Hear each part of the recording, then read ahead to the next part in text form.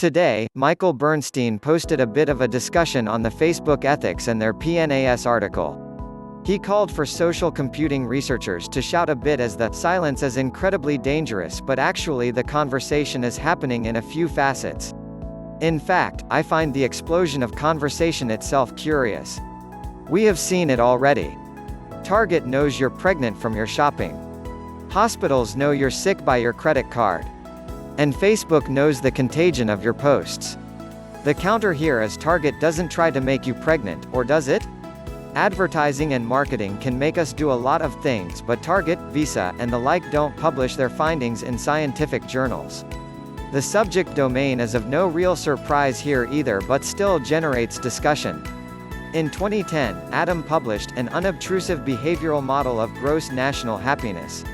In 2011, the American Psychological Association said in a post, social psychologist Adam D.I. Kramer, Ph.D., has an enviable subject pool, the world's roughly 500 million Facebook users. And Adam himself downplayed the PNAS contribution but obviously stands by it, else he would have retracted the article from the journal. Personally, I think there is a solid question which I don't see being discussed. There's enough data in this world of big data, so why was there even a controlled experiment? So while we can point away from the legacy protocols and towards rethinking our assumptions about how human subjects research plays out, I can't help to wonder why this study was run. Read, how did it advance previous work?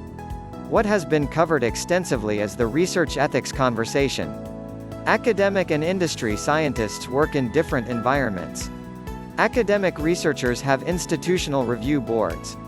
Industry researchers have lawyers. Not all ERBs or lawyers alike allow the same thing, and researchers are not required to prove their ethics beyond the often routine description of their experiment.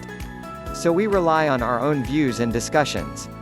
In many a program meeting, I've seen an ethics assumption be applied, where one assumes they received approval.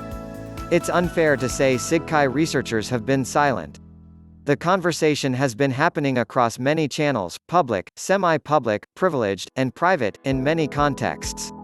And it's most likely that this article's stronger contribution is that it has us rethinking the scientific ecosystem in which we work.